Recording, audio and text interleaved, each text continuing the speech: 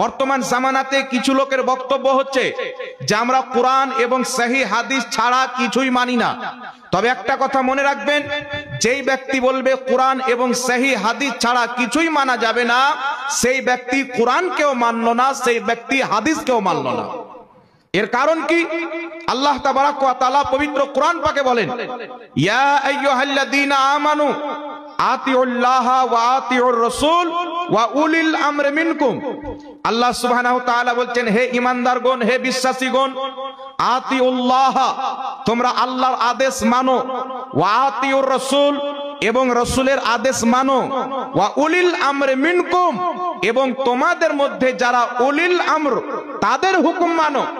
তো আল্লাহর হুকুম হচ্ছে কোরআন, নবী মুস্তাফার হুকুম হচ্ছে হাদিস। উলিল আমরটাকে, তো এই আয়াতের তাফসিরে সাহাবী রাসূল হযরতে আব্দুল্লাহ ইবনে আব্বাস রাদিয়াল্লাহু তাআলা আনহু তাফসিরে আব্বাসের মধ্যে লিখতেছেন যে উলিল আমরের অর্থ হচ্ছে হক্কানি আলিম ফকিহ মুজতাহিদদের হুকুমকেও তোমরা মানো। জোরে বলেন সুবহানাল্লাহ। তাহলে পবিত্র কোরআনুল কারীমের মধ্যে আমরা তিনটি জিনিসের হুকুম মানতে পেলাম।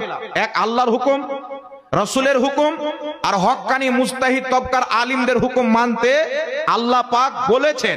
তো এখন বলেন বাবা, যদি কোনো ব্যক্তি বলে কোনো ইমামের কথা মানবো না, কোনো ফকিহ মুজতাহিদের কথা মানবো না, তাহলে সেই ব্যক্তির কি কোরআন মানা হলো?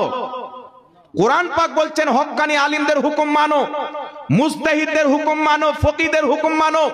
তো যারা খোদার হুকুম মানবে, রাসূলের হুকুম মানবে, খোদা রাসূলের হুকুম মানার পর যারা মুজতাহিদদের হুকুমকে মানবে, তারাই হলো আসলে কোরআন মান্যকারী। জোরে বল সুবহানাল্লাহ। তাহলে কোন ব্যক্তি যদি বলে কোরআন আর সহিহ হাদিস ছাড়া কিছুই মানি না, তাহলে সেই ব্যক্তি এই কোরআন পাকের আয়াতকে অস্বীকার করলো। এই জন্য সেই ব্যক্তির কথা গুরুত্ব দেওয়া যাবে না, কারণ সেই ব্যক্তি হচ্ছে পথভ্রষ্ট, কোরআন পাকও সঠিকভাবে মানে না।